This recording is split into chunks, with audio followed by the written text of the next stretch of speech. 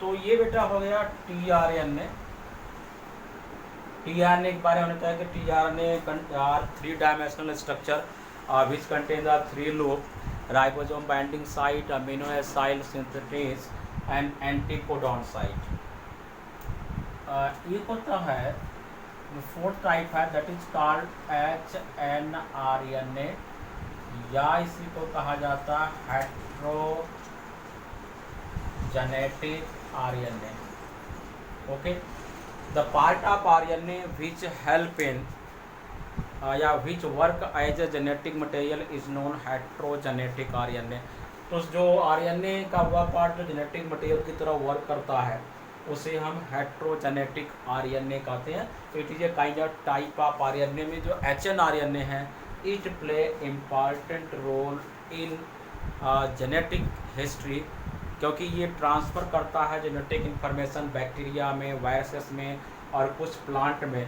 तो the part of RNA which work as a genetic material is known हेट्रोजेनेटिक।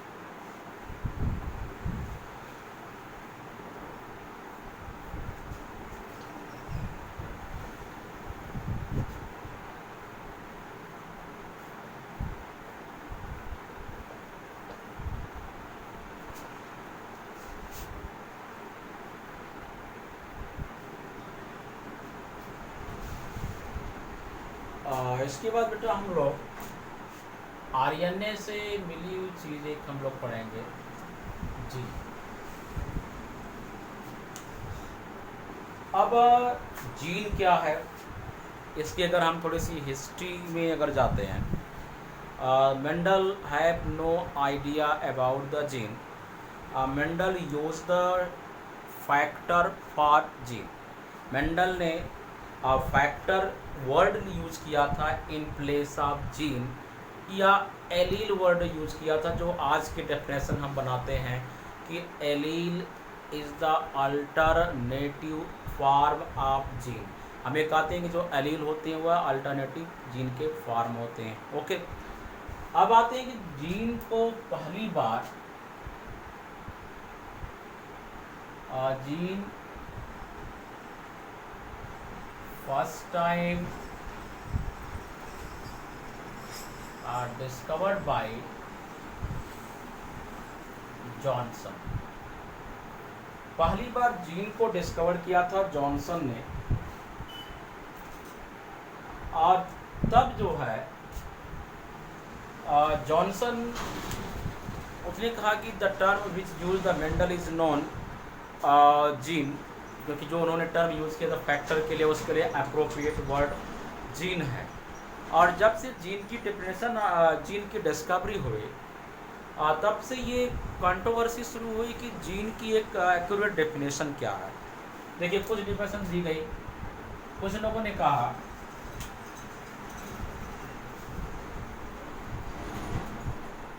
कि gene is unit of heredity. उसका मानना यह था जीन इज यूनिट ऑफ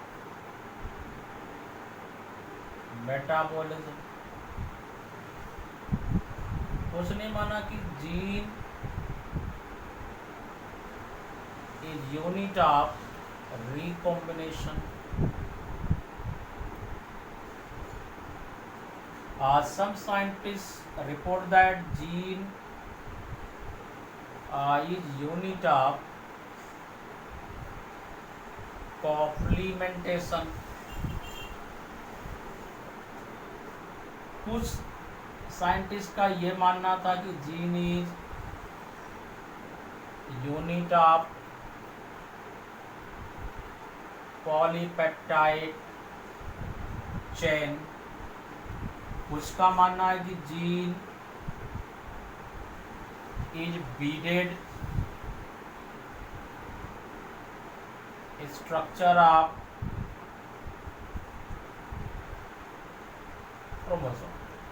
तो various definition are given by the genetics scientist time to time, but no any accurate definition which identify या which accommodate to the gene. इसके बाद एक scientist थे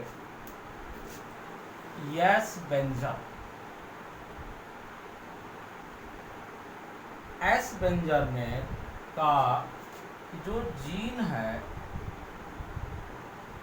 वो केवल 3 चीजों की यूनिट है। Gene is the unit of recon, cistron, muton. Gene is the unit of recon, cistron and muton. First time is defined by the Benzer. तो इसको कहा गया यूनिट में रिकॉन मीन्स होता है रिकॉम्बिनेशन, सेस्ट्रॉन मीन्स होता है कॉम्प्लीमेंटेशन जहाँ पे सिंथेटिक रिएक्शन होते हैं, ट्रांसक्रिप्शन, ट्रांसलेशन। म्यूटान मीन्स जो होता है जो म्यूटेशनल चीज़ें होती हैं उसके बारे में यहाँ पे डिस्कस किया जाता है। तो ज़रा इसको नोट करिए।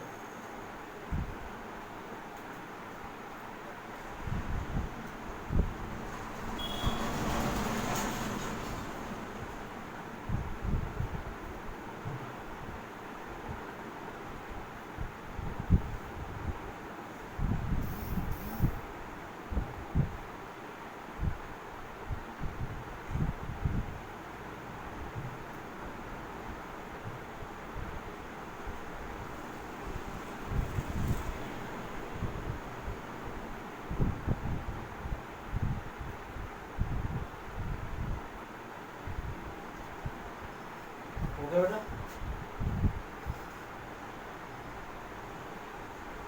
चलिए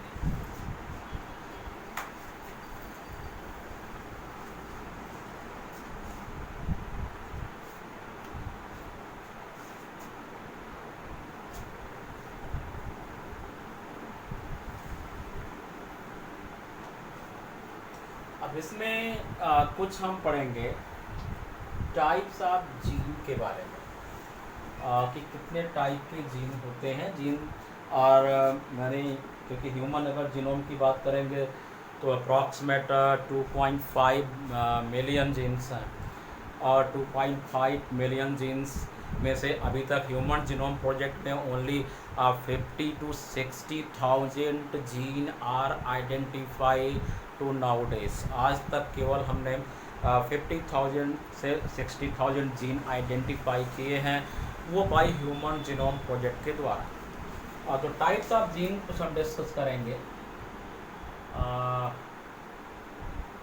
टाइप्स ऑफ जीन, एक होता है बेटा house keeping gene, one is the jumping gene, एक है EP static gene,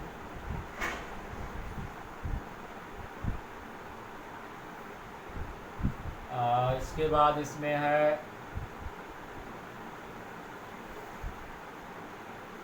lethal gene,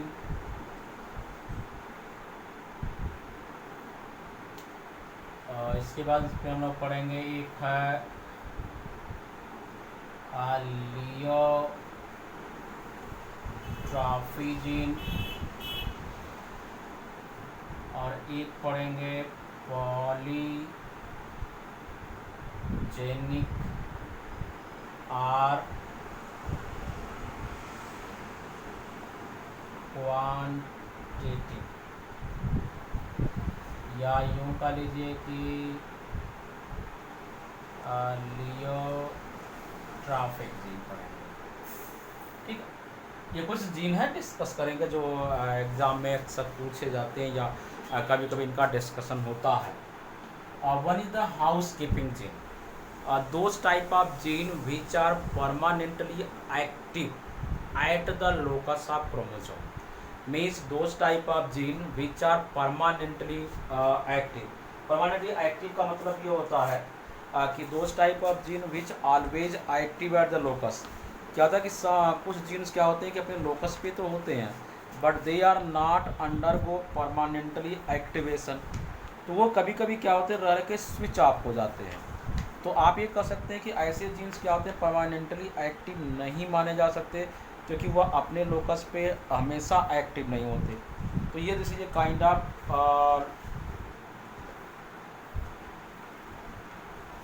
ठीक है बेटा। इसके बाद देखिए दूसरा है इसमें जंपिंग जीन। जंपिंग जीन के बारे में डिस्कवरी हुई थी बारबरा मैक्लिंटॉक ने, डिस्कवर्ड इन केस ऑफ जिया मेज। जिया मेज या कॉर्न एक प्लांट है, उसमें फर्स्ट टाइम इसको डिस्कवर किया गया था और फर्स्ट टाइम वहाँ पे इसका ऑब्जर्वेशन हुआ था। Sometime jumping gene also know by the trans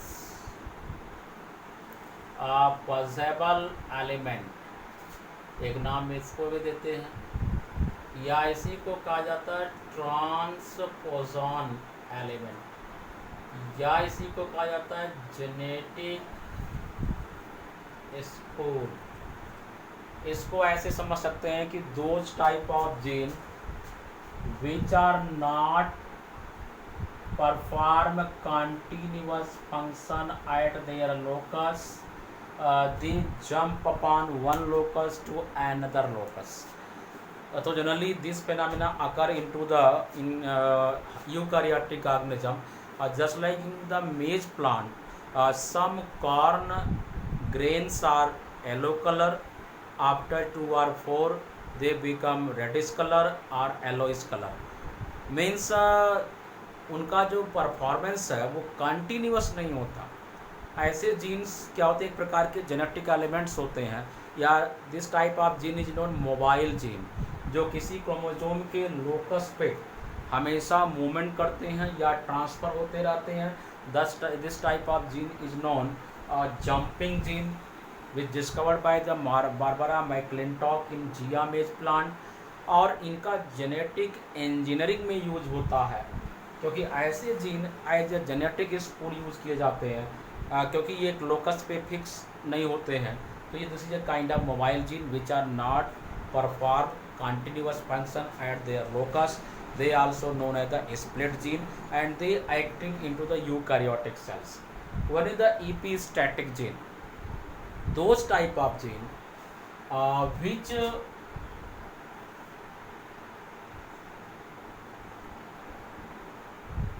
does not those type of gene which perform their function mask the character of another gene is known epistatic. Means ऐसे gene जो अपने को perform करने के लिए अपने नेबरिंग जीन या अपने आसपास के लोकस पे पाए जाने वाले जो जीन हैं उनके करेक्टर को रेसेसिव कर देना, उन पर उसको मास्क कर देना, उनको एक्टिव ना होने देना और अपने करेक्टर को एक्सप्रेस कर देना, ईपीस्टैसिस कहलाता है। इसमें होता है डोमिनेंस ईपीस्टैसिस एंड रेसेसिव ईपीस्टैसिस। कभी कभी डोमिनेंट जीन ऐसा करता है और कभी कभी रेसेसिव जीन ऐसा करते हैं। तो हमने मेंडल्स लॉ ऑफ डोमिनेंस और रेसेसिव पढ़ा, तो हमने कहा कि ऑलवेज रेड एंड वाइट में जब आप क्रॉस कराते हैं तो always red colour are dominant, it is a kind of epistatic. But in case of Mirabilis jalapa, snapdragon, Antirrhinum majus, here is the interaction of gene that is called allelic interaction। ठीक है, इसके बाद आती है lethal gene. कहा कि those type of gene which active into the organism या which become dominant in progeny the cause the death of that organism. Okay, इसमें एग्जाम्पल है एक जीन है आउरिया जीन इन कॉर्न, और दूसरा एग्जाम्पल लेथल जीन का हमें मिलता है कप्पा पार्टिकल इन पैरामीशियम। ठीक बेटा, कहा जाता है कि जब कोई पैरामीशियम वर्डिस, पैरामीशियम ऑरेलिया किसी पॉन्ड्स में होते हैं तो जो kappa particle is represent by capital KK is the dominant character and small kk the recessive character. Aurea gene capital A dominant, capital A small A heterozygous, small A recessive. ठीक है, तो ये ऑरिया jeans क्या होते हैं कि corn में या एंडोस्पर्म में जो कार्बोहाइड्रेट है उसको स्टोरेज को रोक देते हैं, बैन करते हैं। इसके कारण वह सीड क्या होता है, सीडलिंग नहीं हो पाती, वो डिस्ट्रॉय हो जाता है। कप्पा पार्टिकल्स में क्या होता है कि वो डोमिनेंट करेक्टर है, अगर जिसके पास कैपिटल के और इस कैपिटल के स्मॉल के है, that paramecia are survive into the ponds. अगर उसके पास रेसेसिव जीन होगा small k means it is a kind of lethal gene effect, और जब स्मॉल के जिस प्रोजेनी के पास जाता है that paramecia are not survive into the ponds on behalf of the BOD, biological oxygen demand. क्या होती है जब पॉन्ड्स की बढ़ती है, मीन्स वहाँ पे पोल्यूशन लेवल इंक्रीज होता है, तो पैरामीशियम को सर्वाइवल के लिए कैपिटल के और कैपिटल के स्मॉल के provide the CO2 sensitivity. Paramecium particles होते हैं, पैरामीशियम प्रोटीन होती है जो सर्वाइवल पावर देती है, लेकिन जिनके पास पैरामीशियम का फॉर्मेशन नहीं होता है, इस टाइप के ऑर्गेनिज्म सर्वाइव नहीं करते हैं। तो जैसे आपने कहा कि जनरेशन में कैपिटल के होगा या कैपिटल के स्मॉल के होगा, ये भी होगा, बट BOD बढ़ने पर डिस्ट्रॉय हो जाएंगे। अगर ये देखिए कैपिटल के सर्वाइव करेंगे, कैपिटल के स्मॉल के सर्वाइव करेगा, तो आल प्रोजनी ऐसे होगा। लेकिन अगर कैपिटल के स्मॉल के क्रॉस टू द कैपिटल के स्मॉल के, तो ये प्रोजनी सेंसिटिविटी बढ़ने पर सर्वाइव नहीं करेगी, वो डाई कर जाती है। तो ये एक प्रकार का जो है कप्पा पार्टिकल या इसी को म्यू पार्टिकल कहते हैं, ये जनरली क्या होते हैं पैरामीशियम में पाए जाते हैं। उसी प्रकार से मैंने ऑरिया जीन की बात की, aurea gene found into the corn endosperm which affect the storage of protein content and carbohydrate inside the seed. तो ये ऑरिया जीन्स क्या होते हैं, जब सीडलिंग होती है तो वो अगर वो स्मॉल ए में आएंगे तो ऐसे सीड क्या होते हैं, जर्मिनेट नहीं करते, सर्वाइव नहीं करते, वो डिस्ट्रॉय हो जाते हैं। और इसके बाद है बेटा लियोट्रॉफी जी।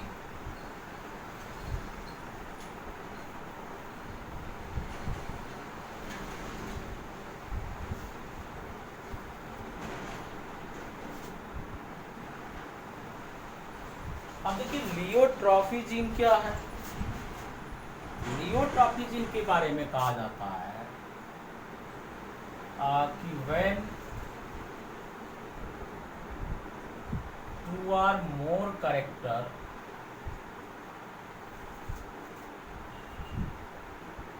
is carried by one gene known pleiotropy gene.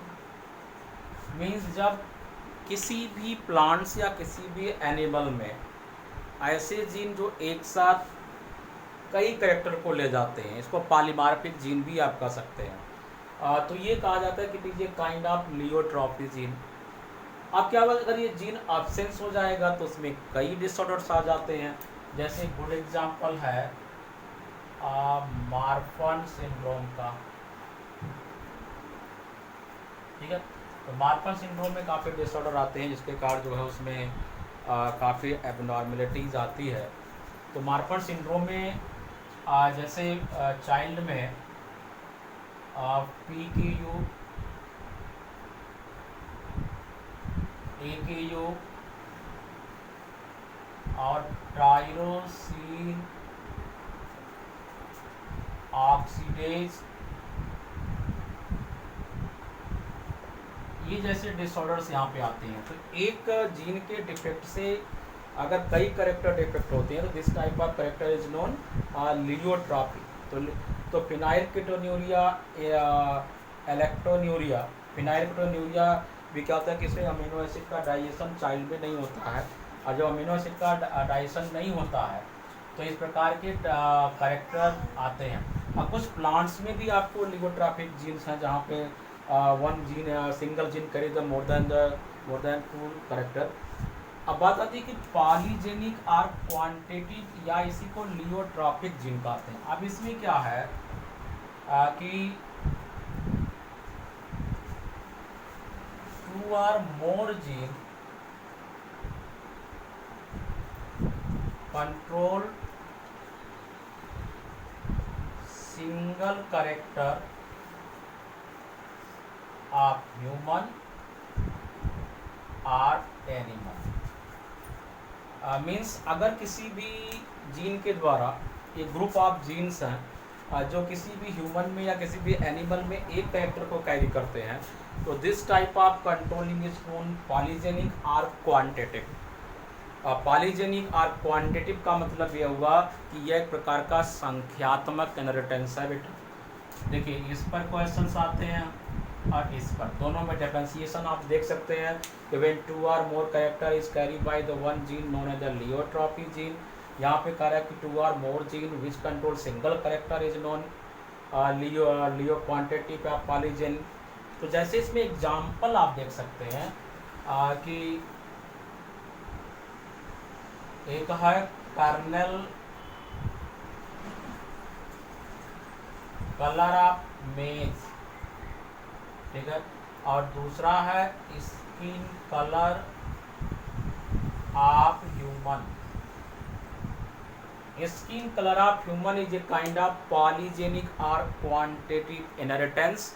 Means ये जो जीन के रेशियो हैं, जो कॉम्बिनेशन है A B B C cross A B B सी।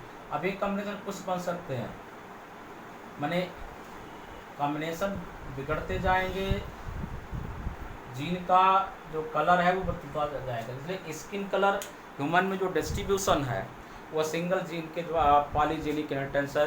कहने का मतलब हुआ कि ग्रुप ऑफ जीन मिलकर एक करेक्टर को ले जाते हैं। इसके कारण ह्यूमन में मुलेटो कलर, अल्बिनो कलर या रोडेशियन कलर।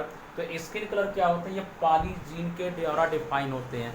उसी प्रकार से कर्नेल कलर, मक्का जो होता है उसके ऊपर जो कलर होती है न्यूरॉन लेयर के ऊपर जो कलर, आपने देखा कि मक्के में कभी रेड हो जाता है, कभी येलो होता है, कभी वाइट होता है। तो जो वो कलर है मक्के के ऊपर, हम उसकी बात करें, कर्नल की बात हो रही है, तो जो ये कलर है वो थोड़ा सा चेंज होता रहता है, किसी में येलो है, किसी में वाइट है, किसी में रेड हो जाता है। तो it is a kind of polygenic inheritance. Means A group of gene control a single character is known polygenic inheritance, just like the kernel color in wheat and the skin color of human is a good example of polygenic or quantitative inheritance। Okay बेटा, तो इसमें से लियोट्रॉपिक, polygenic, या हमने आपको बताया कि उसके पहले जंपिंग जीन, वो आपको पूछे जाते हैं कभी कभी, आपको वहाँ से भी जो पॉलीजेनिक इनहेरिटेंस और इससे क्वेश्चन आपको मिलते हैं। ओके,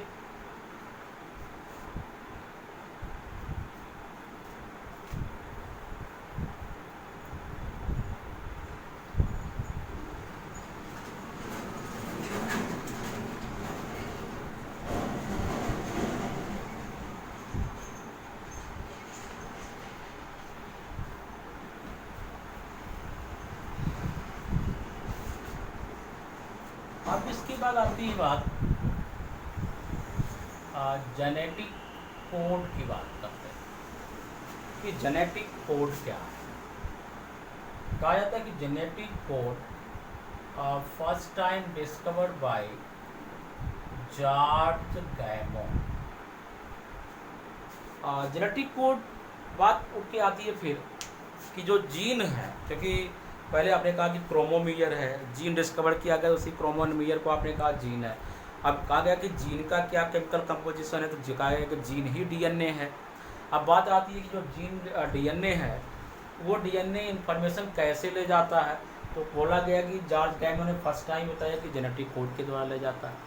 तो अभी जो जेनेटिक कोड है जॉर्ज गैमो ने डिस्कवर तो किया था, लेकिन फर्स्ट टाइम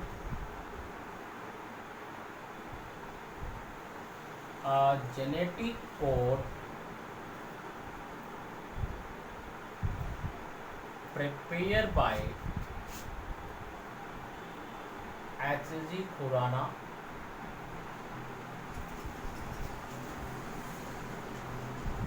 कहाँ से बेटा? By the help of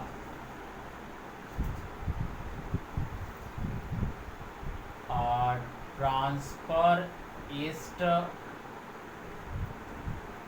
एलेनिल use the 77 base and 243 nucleotide, ठीक है। और एक नाम इनके साथ और होता है कि vitro synthesis of gene by H G. Khorana. ठीक है। तीसरी बात है कि पॉलीयू फिनाइल एलेनिल को बनाने वाले, अमीनो एसिड को बनाने वाले जो जेनेटिक कोड हैं उसको फर्स्ट टाइम एच.जी. खुराना ने एनमन किया था। Poly U, poly C, poly G, poly A. तो जेनेटिक कोड है क्या? Genetic code is a kind of genetic code is a kind of genetic information which based upon nitrogenous base of RNA। Genetic code क्या है? ये RNA के जो nitrogenous base है उसी पर बेस्ड है, उसी को हम कहते हैं जेनेटिक कोड, ठीक है। तो कहा जाता है it is genetic information which based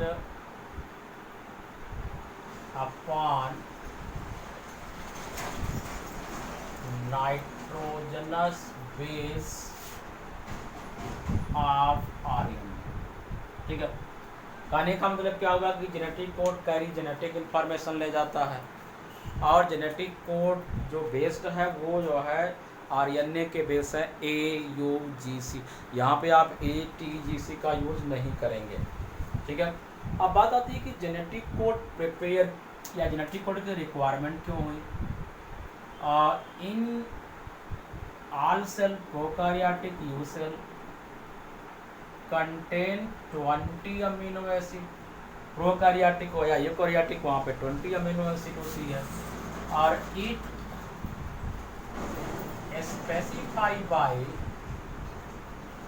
20 gene या 20 genetic code.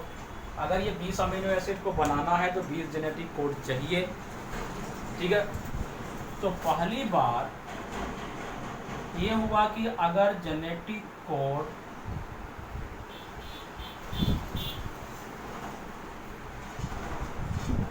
Become single letter, अगर हम जेनेटिक कोड को सिंगल लेटर के द्वारा बनाए हैं तो आप बहुत करेंगे AUGC मीन्स केवल 4 जेनेटिक कोड बना सकते हैं। अगर आप जेनेटिक कोड 2 लेटर का बनाएंगे तो कुल मिला के 16 जेनेटिक कोड बनेंगे या 20 अमीनो एसिड है। तो बाद में क्या हुआ,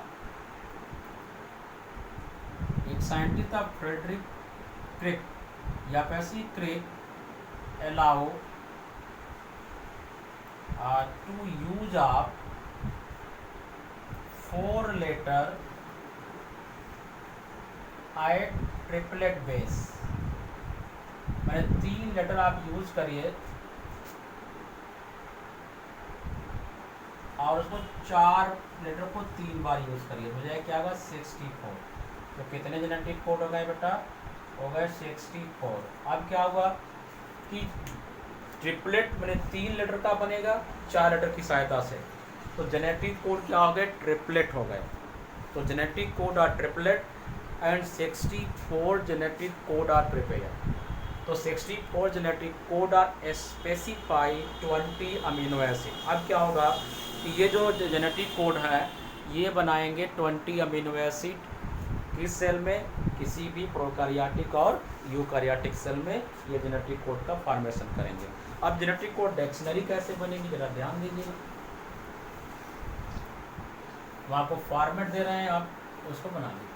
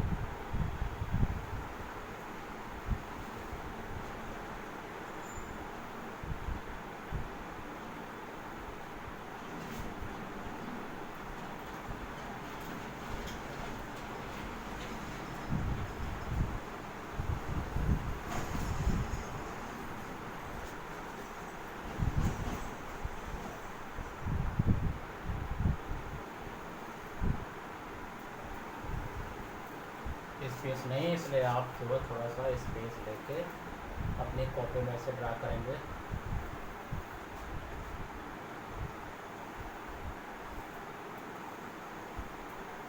एक दो तीन चार, तो इसमें सब में आप ऐसे खाने खींच लेंगे।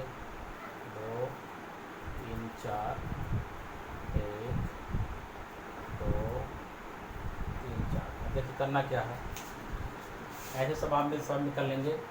यहाँ पे आप लिखेंगे U C A G, ठीक है। अब यहाँ पे 4 खानों के लिए 1 2 3 4, 4 खानों के लिए एक लेटर U C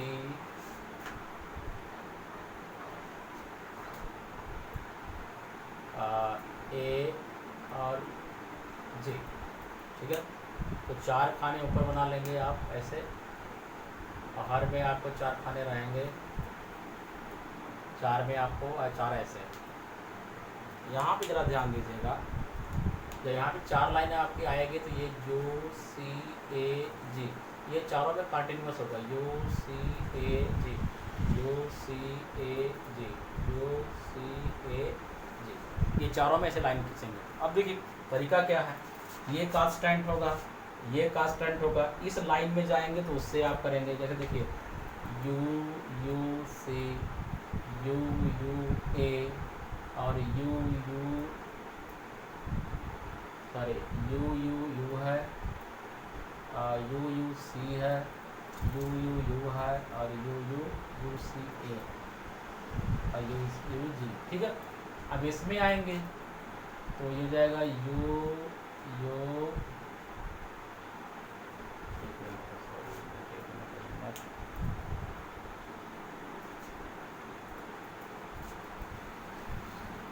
ठीक है, एक मिनट फिर से उसको देखते हैं।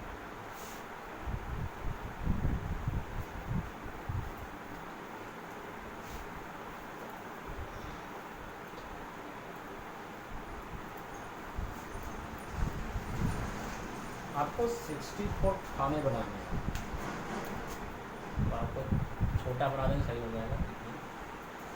ये हो गई 4 लाइन आपकी, तो ये 4 आप ब्लॉक बनाएंगे। 1 2 3 हो गया ये। 1 मिनट खत्म हो गया।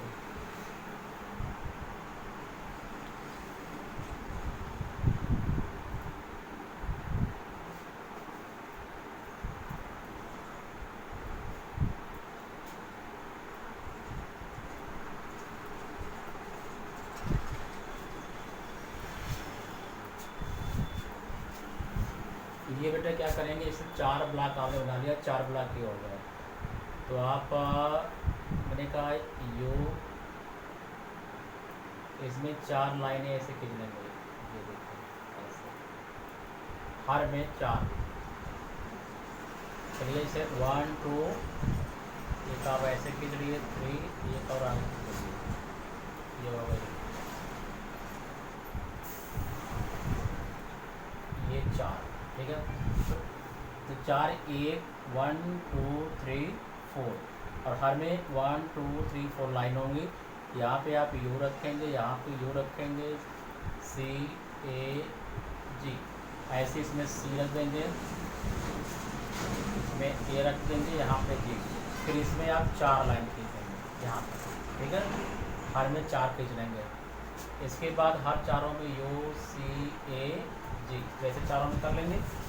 और इसके बाद आप क्या करेंगे, जो ब्लैक बोर्ड छोटा है इसके प्रॉब्लम हो रही है, फिर आप क्या करेंगे, मैंने कहा कि यू यू, इस लाइन में जाएंगे तो यू पड़ेगा, तो यू यू और इस लाइन जाएंगे यू, तो जाएगा यू यू यू और यू यू सी और यू यू ए और यू यू जी, इसमें आ जाएंगे तो ये कांस्टेंट होगा, यू सी यू और you see C you see ए और यू सी, ठीक है, इसमें आएंगे, ये जाएगा यू ए यू और यू ए सी और यू ए और यू ए जी, ये कांस्टेंट होगा, इसमें आ जाएंगे यू जी